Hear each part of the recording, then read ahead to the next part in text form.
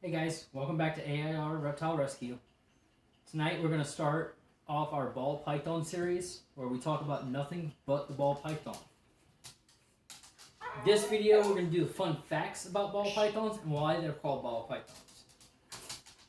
In Europe, the ball python is actually known as the royal python.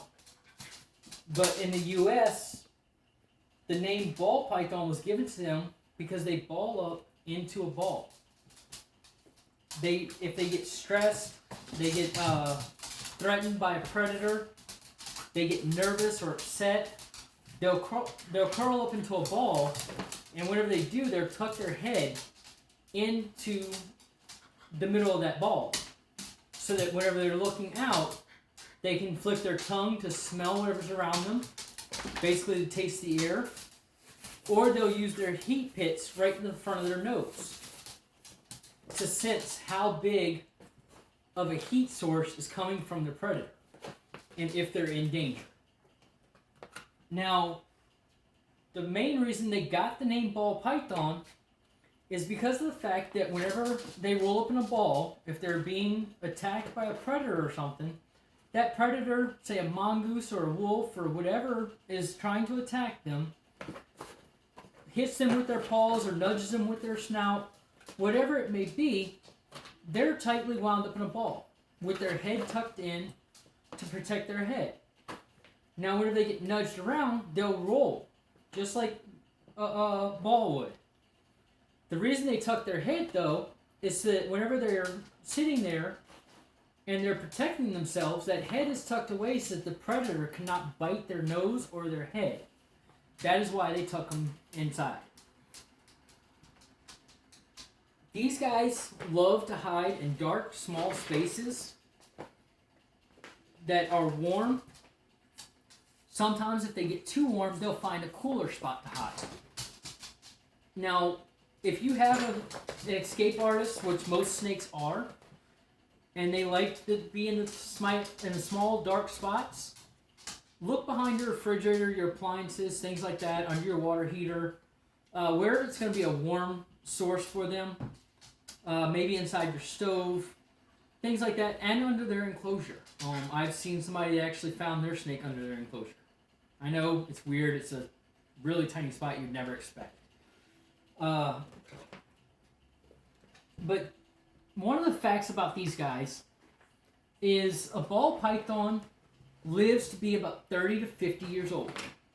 So could you imagine being my age at 34 years old, getting a new ball python who's a baby, and by the time that ball python lives out their life, you're 64 to 84 years old? That's how it's going to be with these girls. I'll be in my 60s to 80s by the time they've lived out their life. Hopefully the latter part of that, because I want them to live a full, healthy, long life.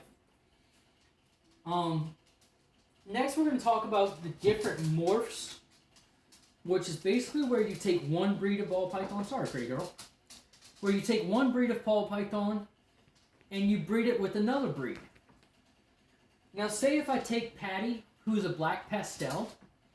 That's what we were told by the other friend of ours that we got her from, is that she's a black pastel. So, say if I want to breed her, and I breed her with what's called a banana ball python, I will get what's called a banana pastel, or possibly get a banana pastel out of her. I could just come out with just regular black pastels again.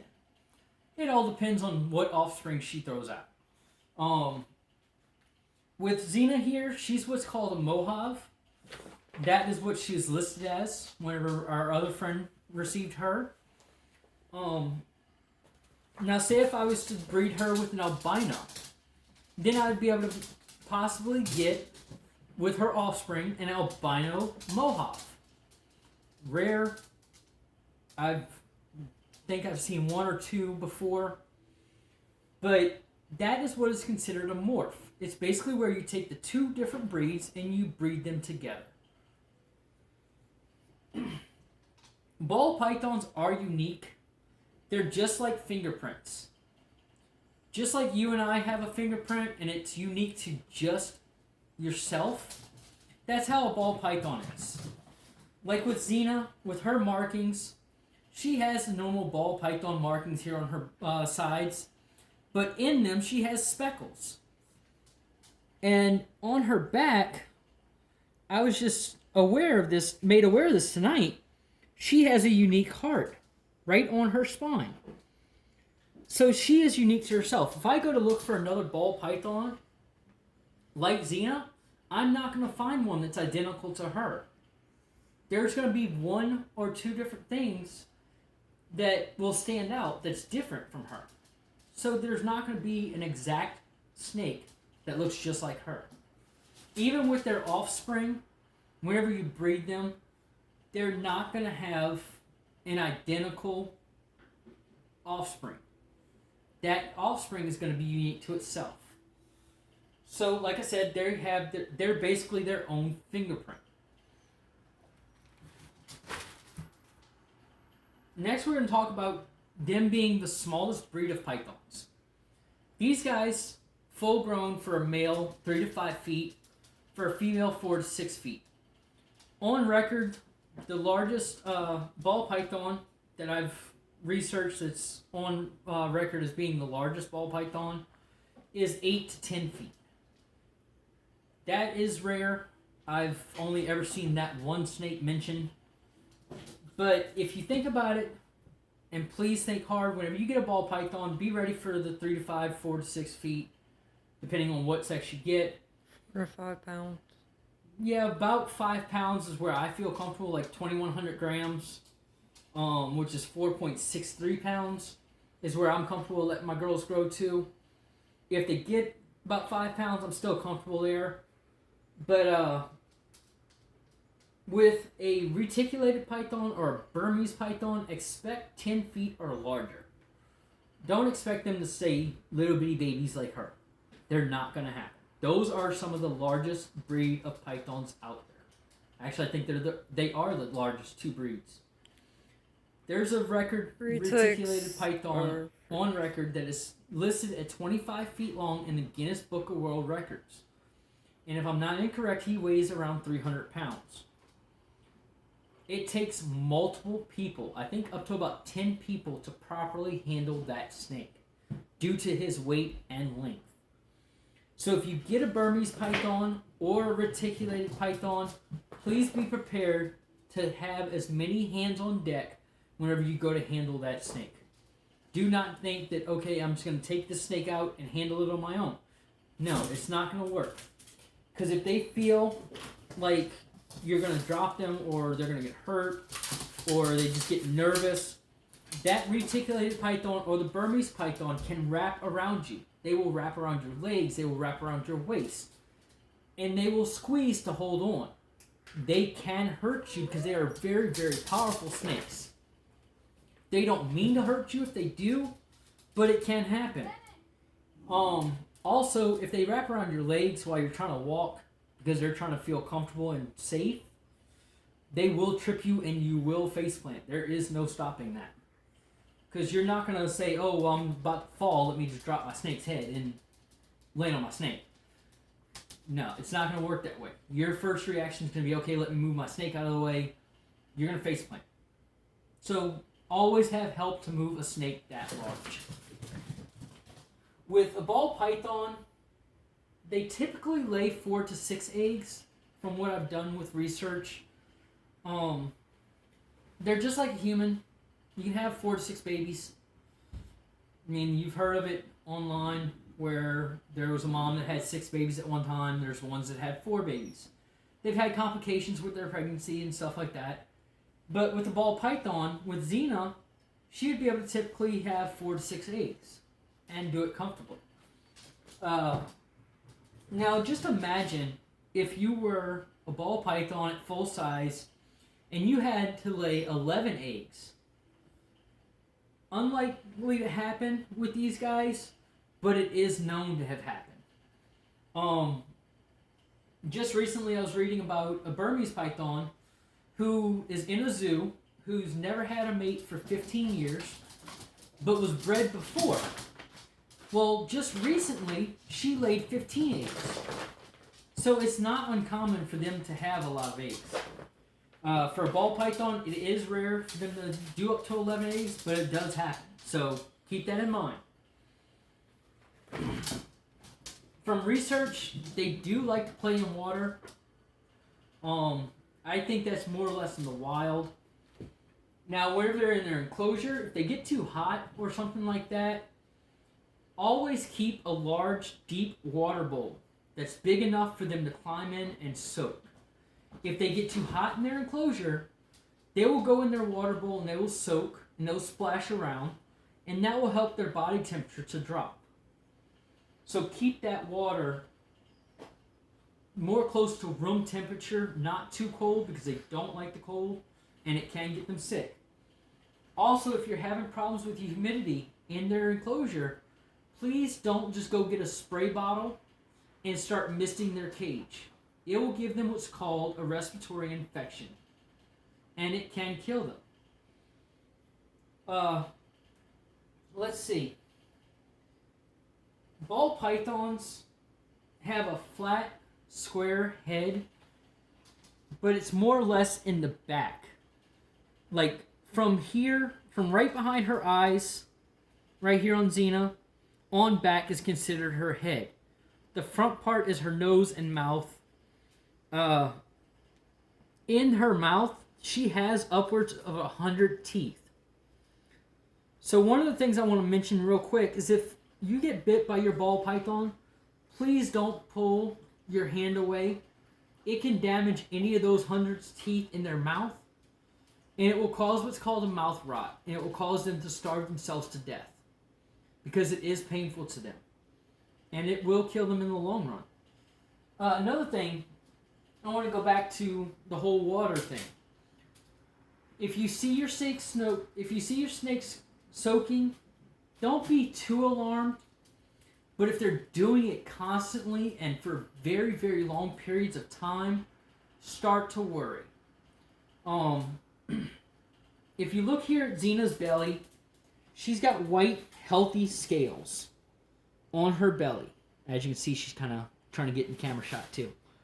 But if you watch them soak for too long or they get too much moisture, and they sit in that too darn long, what it will do is, if she'll let me do it, I'll go ahead and do it just like this, baby girl, so you're not too stressed out. But right here, on their scales, they'll start to turn a brownish color. Yellowish or brownish. And it'll start to blister. That's what's called scale rot. It starts to eat away at their body. And it will be deadly if not treated. In worst cases, if you catch it in time, you can bring your snake to an exotic vet and they will give you a proper treatment for that reptile. Also, check your snake's stomach all the time for burn marks due to their heating. If you have an under-tank heater, always check their bellies. Look for burns. It will be a brown area. It could be a big area or it could just be a small spot that burned. With her, just recently, we had a little bit of a scare to where she had some browning in her belly scales. Luckily, with this last shed, she shedded that off. But what we did is we did a Neosporin treatment. We didn't know for sure if it was a burn or if it was the beginning of scale rot, so we took all precautions. We made sure that there was not too much moisture in her cage. We made sure that the humidity was proper. And we let her basically go ahead and shed off those old scales. And now she has a healthy belly again. No burn marks, no scale rot. So whatever it was, we caught treatment in time and we were able to handle it. We'll talk more about that in a further video on how to treat that and stuff like that and how to properly care for it. If you can catch it before you have to bring it to the vet. Now, one of the other things that I do want to mention about these guys is if you see your snake is active at night in their enclosure, like she's active right now, that's because they sleep 23 of 24 hours a day. They are nocturnal, which means they sleep at night. I mean, they are up at night. They sleep during the day. So if you see your snake moving around their enclosure at night and you hear them moving around and stuff like that and exploring, that's normal. Don't be alarmed. That's just them being snakes. The other thing, like I mentioned earlier about breeding and mixing breeds and stuff like that, there's a unique thing about a ball python that I've noticed. I haven't noticed it on other snakes, so I haven't really looked. But on a ball python right here by where my thumb is, there's actually a little bitty thing that looks like a little spike coming out. It's right by her butt. And what it is back before times of evolution and all that, they used to have legs. I know it seems weird. You don't see it, like if you look at Adam and Eve from the Bible, you look at that snake that was in the tree, you don't see legs on that snake. It seems odd because we all know snakes as being slithery and just moving around. We don't know them as having legs. But it's actually true. From research that I've done, these guys have had legs. Sorry guys, my throat's a little bit dry. No. But if she'll do it, which she wants to move her head in front of my hand, but she's trying to be active right now. But if you notice, there we go, how she's wrapping her tail around my hand, whenever you breed your snakes, they will intertwine their tails together. They'll wrap them up like she does with my finger. And then they'll use those little spikes, which are previously legs, and that's how they hook onto each other. Or that's what I've read so far.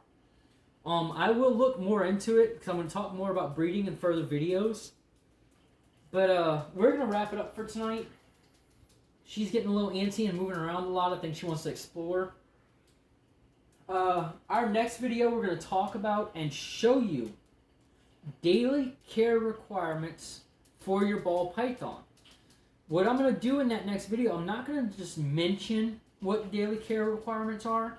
I'm actually going to take you step by step through that video. I'm going to show you how I change out their water. I'm not going to take them out of their enclosure. Little Mazina here can be attitudinal sometimes whenever you reach in her enclosure. You may get a snake that's attitudinal, you may not. Like Patty, she's not attitudinal. So I'll show you the difference on how a different snake will act. With Xena, I'm hoping that she does how she has been lately since we got her, where she gets a little bit defensive. She may hiss. Hopefully she doesn't strike, but if you get to see that on camera, it's a unique thing to watch. You'll notice I'll pull my hand out of her enclosure, give her a moment to settle down, and I'll go back in and continue daily care. But like I said, we will show you step by step how to do daily care and how to properly... You might want to mention that it's rare to get a hold of attitudinal. Like you might have heard from the one behind the camera, it is rare to find these guys being attitudinal because they are mostly docile. As you can see, she's not being attitudinal now. This is more or less their nature of being comfortable around you, wanting to move around on you, explore. They are very curious. They do like to see what's around them in their surroundings. So do keep in mind that you're not always going to find an attitudinal snake. It all depends on how they were previously handled or how they were previously cared for. With her, she's shy, so I guess it's just more, I'm warning you, I'm here, I don't want to be messed with, kind of stuff like that. After we give her a little bit of time, then we take her out of her enclosure, she's completely fine. So it all depends on if you get a rescue, depending on what their life was like before you receive them, or if you buy it from a breeder. As a juvenile, they can be a little bit nippy and more defensive until they get used to being handled. We'll talk about more about handling and stuff like that in further videos. But we're going to wrap it up tonight. If you guys have a comment or a question, even if it's just a, hey, great video, thanks for the info, comment below. Go to our reptile page, AIR Reptile Rescue, on Facebook. Leave a comment or a question there. Message us there. I will answer comments. I will answer questions. I'll even answer your messages if you want to privately message and not have everybody else knowing, hey, this is what's going on with my snake. Things like that. I will answer your questions for you. If I don't know the answer for a reptile that you have, I will do research on it before I'll give you an answer. If you have a specific reptile you want to know more about, let me know. I will do a video series just on that breed of reptile. Say if it's a crested gecko, I don't have a lot of information on them. I've never owned one, but I have a friend that's a breeder, so I can get a lot of info from her for future videos. I can also research online about crested geckos, so I will be there for you guys to help you learn more. Like I said before, this series is all about the ball python. My next series is probably going to be on corn snakes because I have personal experience with them. I may do a series on children's pythons. We'll see. But like I said, if you have specific species you want to learn about that you're thinking about getting, let me know. I'll do a series on that next. Don't be afraid to ask. No question is a dumb question in the reptile world. We're all learning new things every day, and I'm willing to help you learn and answer your questions. Thanks again from AIR Reptile Rescue and Xena and all of our babies here. So we will wrap up and go put her inside of her enclosure so she can go to bed and get her rest. She needs her beauty rest. As you guys can see, she is gorgeous. Thanks for stopping by. Like, subscribe. Click on that bell notification up top whenever you hit the subscribe button. Click on all. So every time a new video is uploaded, hello Smokey, we will let you guys, YouTube will let you know whenever a new video is posted. We want to thank you guys so much for y'all's love and support. We hope to see y'all in the next video. And as we like to say here at AIR, we love what we do what we love. And in the South, y'all come back now.